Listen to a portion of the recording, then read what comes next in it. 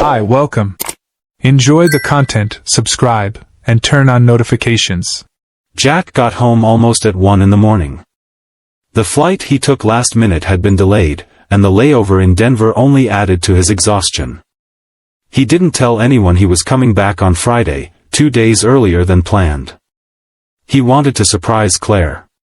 The seminar had ended sooner than expected, and deep down, he also wanted to see her again. He felt they had grown somewhat distant, and thought this gesture might help.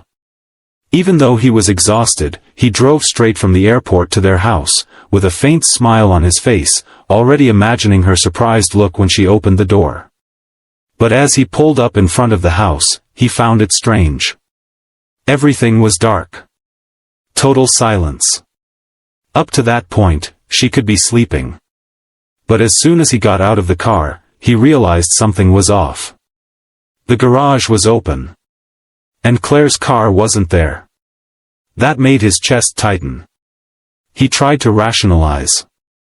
Maybe she was at a pharmacy, or with a friend, or... He went inside without turning on the lights. He went straight to the hallway and stopped there, in the dim light. The silence was so intense that every step echoed. That's when he took his phone out of his pocket and called. Claire answered on the second ring, her voice dragging, as if she had just woken up. Hello. Hi, love. Did I wake you? She took a deep breath, trying to sound natural.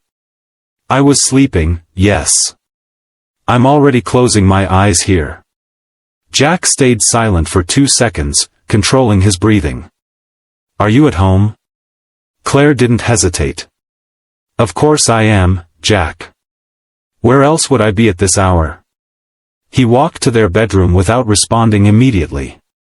He observed the dark room, knowing she wasn't there anywhere. All right, he replied calmly. I just called to hear your voice. I'm going to sleep. I'll be back on Sunday. Oh, okay then. I love you, sleep well. Good night, Claire. He hung up before she could repeat anything. And he stood there, still holding the phone. Every word she said throbbed in his head. She was lying, and she had no idea he was in their bedroom while she claimed to be in bed sleeping. It hit him with a force that knocked the ground out from under him.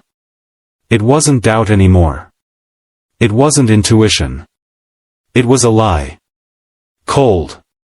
Direct. Effortless. Jack took a deep breath, put his phone away, and sat on the edge of the stairs. He ran his hand over his face. He tried to remember the last time Claire had been transparent with him. Now it made sense, the distance, the work dinners, in excess, the sudden mood changes, the strange laughs on the phone that stopped as soon as he approached. Nothing was by chance. The house felt like an empty theater. He looked around, and everything carried the weight of something that once was. A place where he had built a story, but which now seemed like the set of another life. And the worst part was that she lied without hesitation. With a calm voice, as if she were really lying there, wrapped in the blanket. But she wasn't. And he knew it. As he walked through the living room in silence, Jack stopped when he noticed something on the coffee table. A wristwatch. Large, gold, with a blue dial and black leather strap. An extravagant model, too noticeable to go unnoticed. He slowly bent down and picked up the object with both hands, as if afraid to touch the truth. He recognized it immediately. It was the same watch he had seen on Derek Coleman's wrist, Claire's boss, during a company dinner the previous year. No one else wore something so flashy. And at that moment, everything inside Jack clicked into place like a sharp blow. Derek had been there. In his house. And for some reason, he left the watch behind. It wasn't speculation anymore. It was proof.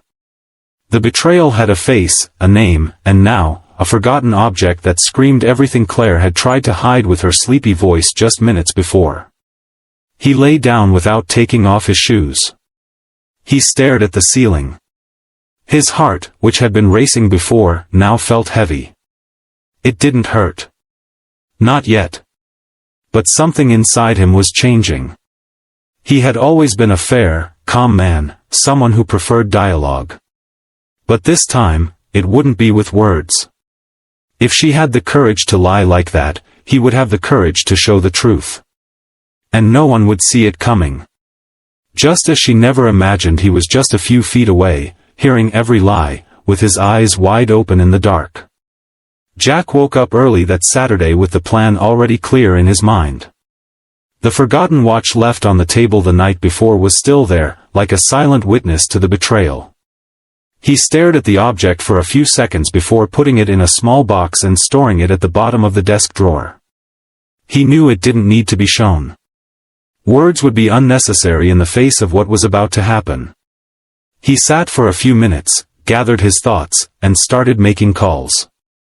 So that Saturday morning, with the calm voice of someone who didn't want to raise suspicions, Jack called Claire and said he had made an online purchase and that the product would be delivered to the house that day. He asked if she would be there to receive it. Claire, still with that casual tone, replied that she would leave early and spend the day with her sisters since it was Saturday and they had planned to go shopping and have lunch together. Jack pretended to hesitate for a few seconds and then asked if she could be home around 8 o'clock to ensure the delivery was received. Claire confirmed without much thought, said she would figure it out and be back by that time. Jack thanked her and hung up. As soon as the call ended, he smiled slightly and stood up. Now that he knew the exact time frame when the house would be empty, he put the plan he had been devising since the early hours of the morning into action. The first call was to Claire's parents. He said he had prepared a surprise tribute for her at home, something intimate but very special. He mentioned a celebration for dedication to volunteering, citing a social project Claire had participated in years ago. It was just once, when she helped organize a clothing drive during a harsh winter, but it sounded noble enough to convince anyone. Her mother was touched by the gesture. Her father, more reserved, thanked him for the invitation and said they would be there. Jack kept his voice steady, measured, as if nothing was out of place. And the more acceptance he got from the guests, the stronger his conviction grew. He also called Claire's two sisters, Sarah and Michelle. He repeated the same story, using words that matched the image everyone had of the helpful daughter, always involved in good causes. Both were excited. They said they would buy something nice for the occasion.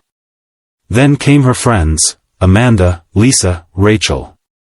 Jack knew exactly who to invite. All those whom Claire cherished, those she felt comfortable with. He did everything with precision. One by one, the invitations were accepted. No one suspected anything. Everyone thought they would be celebrating a generous, dedicated woman admired for her kindness. Jack listened to each confirmation with a cutting calmness. As the list took shape, Jack thought about another key piece of the plan. The main target wasn't just Claire. Derek also needed to be involved. And with him, his wife, Julie Coleman. She was the most sensitive point of the strategy. If Julie showed up, everything would take on another dimension. And for that, Jack needed to use the right story. So Jack called her with an enthusiastic and respectful tone. "Julie, how great to talk to you. I have wonderful news. I organized a surprise for Claire here at home. A little tribute. But there will also be a second part, which involves you and Derek." "Derek? But he traveled yesterday. He's only coming back Monday." Jack knew Derek had lied. "Yes, I know. But I managed to convince him to come back early. He loved the idea. I bought the ticket, arranged everything with him. Don't tell anyone. It's going to be a double surprise." Julie laughed on the other end of the line, a light, proud laugh. "My God, how sweet. He never told me anything." "Exactly. That's the idea. A night to celebrate you both. And especially, Claire. Of course. I'll be there. I wouldn't miss it for anything." He thanked her and hung up. He left the phone on the table and stood still for a few seconds. That conversation sealed the plan. Julie would be Claire's mirror that night. And when the reflection appeared, the true image would reveal itself. Jack didn't need to raise his voice, didn't need to fight. He just needed to show. Let everyone see with their own eyes who Claire and Derek really were behind their professional smiles and polite words. He bought pre-made snacks, ordered some desserts, and purchased various drinks. He didn't want anything elaborate. The idea was to make it look like a simple get-together. In the backyard, he discreetly organized everything. A large table, enough chairs, soft lights hanging. He asked the guests to enter through the back when they arrived and stay silent until the right moment. He used the argument that the surprise would only work if Claire was caught off guard.